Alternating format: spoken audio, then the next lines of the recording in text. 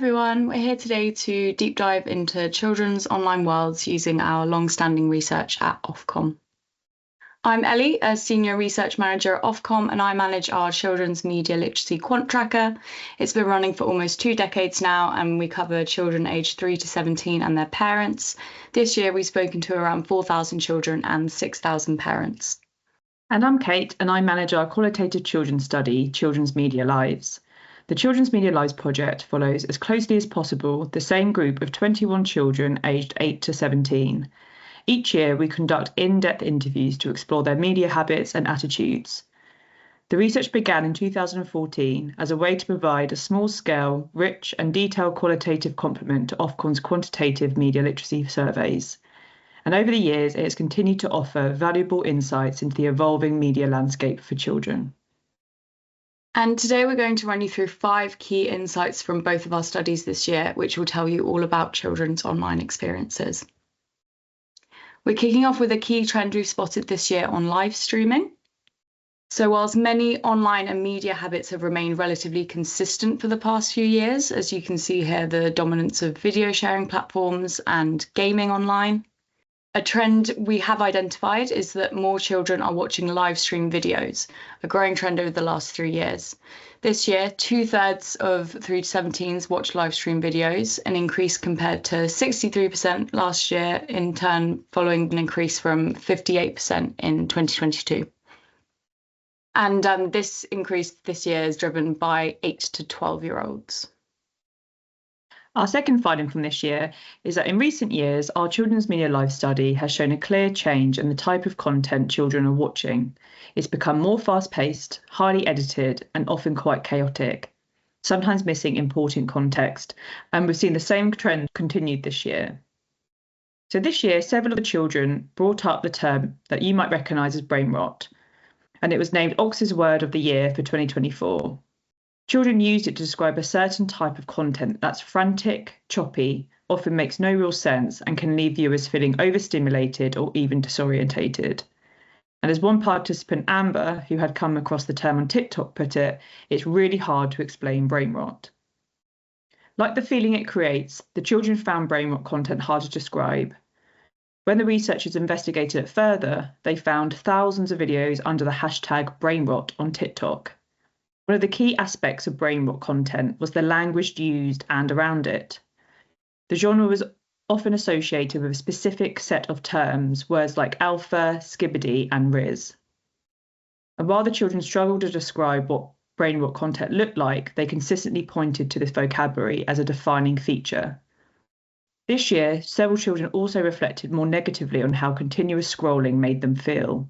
For example, Willow, who's 11, had an average screen time of 2 to 2.5 hours a day on her main device, and sometimes spent hours on YouTube. And as you can see in the quote at the bottom of the slide, Willow shared how her behaviour can change after long periods of screen time. She said it could make her feel less fun to be around and even make her feel angrier for no reason. Now, we couldn't have a presentation on children's online experiences and not include AI. Somewhat unsurprisingly, it is rapidly becoming a key part of children's lives. So you can see here that half of children aged 8 to 17 say they use AI tools, which is an increase since last year. And AI users are now more likely than last year to say that they use AI either to learn or for school. 45% of AI users aged 8 to 17 say they use it for each of these purposes, up from 37% and 35% respectively the year before. We also asked the teenagers, so the 13 to 17s who use AI, to imagine that they have read a news story online that says it's been written by AI, and then think about how much they would trust it compared to one written by a human. And as you can see here, these teenage AI users are quite divided on this topic. We've had an almost equal split between those who say they would trust the AI-generated article to the same extent as one written by a human, and those who say they would trust the AI-generated article less than one written by a human. This does leave us with quite a surprisingly high proportion, so 17%, who say they would trust the AI-generated article more than one written by a human. And this year, for the first time in our children's media life study, one of the children, Amber, told us that she'd started using an AI companion app when her friends weren't replying or weren't online. And to give a bit of background, in previous years, Amber had shared that she often found it hard to keep friendships going and had been left out by her group more than once. Some of that tension happened at school, but it eventually spilled into her online life too, where she was excluded from group chats or saw videos of her friends spending time together without her. When asked what she liked about character AI, Amber said that the characters would always message her back quickly. Her friends might take a while to respond, or sometimes not respond at all, but character AI always replies. Further research carried out by a partner agency into other AI companion apps found that conversations on these platforms can sometimes shift quite quickly into adult or mature themes. That said, it's important to be clear that in Amber's case, researchers didn't see any evidence of her engaging in that kind of content. And Amber was the only child we saw using this type of app this year, but it's something that we will definitely be keeping a close eye on in future waves of the study. This year in Children's Media Lives, researchers also noticed that the children's feeds were packed with commercial content, even more so than in previous years. And it's a trend that we've seen building over time, and this year it felt even more prominent. In many cases, the marketing was seamlessly woven into the content the children were watching, whether it was sports, lifestyle, or gaming.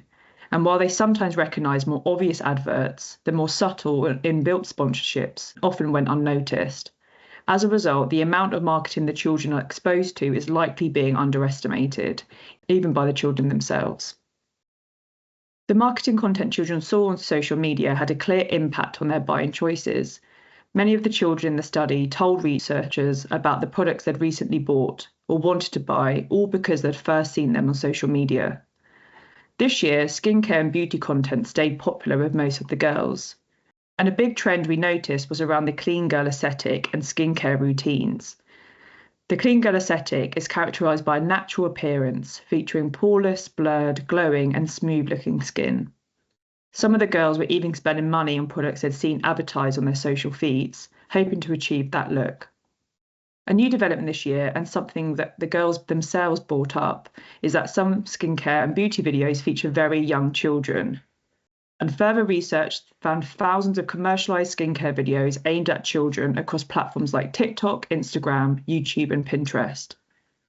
And these videos range from skincare experts and dermatologists sharing advice to brands marketing their products, often using child influencers to demonstrate how the products work. For example, the brand Ever Eden features influencers under the age of 10 to promote its skincare range. Our final finding is particularly important to us at Ofcom as we try to tackle digital divides. We found a disparity in online and media experiences between children from higher and lower socioeconomic backgrounds. This is happening in several areas, including content consumption. So more 3 to 17s from ABC1, which means higher socioeconomic backgrounds, are watching videos to help them with their schoolwork or more generally to learn, compared to those from lower socioeconomic backgrounds.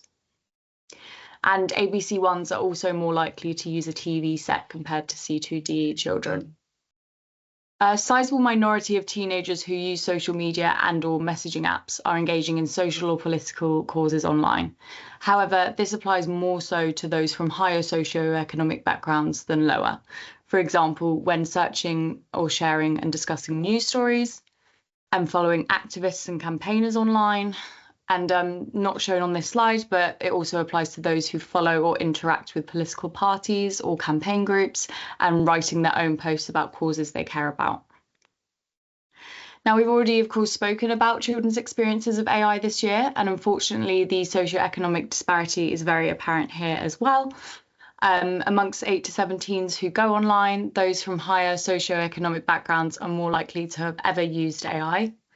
And of those who have ever used it, again, those from higher socioeconomic backgrounds are much more likely to have ever used AI for school or learning. Taking a look at a separate demographic split, we've also seen a similar story for children living in rural areas compared to those living in urban ones. So those in rural areas are less likely to have ever used AI, less likely to have searched, shared, discussed news stories online, or to follow campaigners or activists online. And this takes us to the end of our 5 things. And as I mentioned earlier, it is an important one for us to end on, as it links very nicely to our wider Making Sense of Media programme. It's our programme of work to help improve the media literacy of UK adults and children. We published our 3-year media literacy strategy last year, which I'd encourage you all to have a read of. The strategy centres around research, evidence and evaluation resources, engagement with platforms who are the primary conduit for comms and media consumption, and lastly, people and partnerships. We know that high media literacy impact is best achieved through local trusted partners. It's also worth noting here that our media lit work isn't only about online activity. We explore some issues relevant to broadcast activity too, for instance, in the mis and disinformation landscape.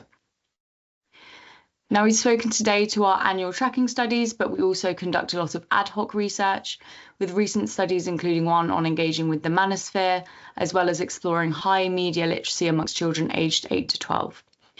As of a few weeks ago, we also published an extremely interesting piece on financial harms children experience online. And in September, we will be publishing a really great study that Kate worked on children's wellbeing, which includes insights into ASMR and self-improvement content.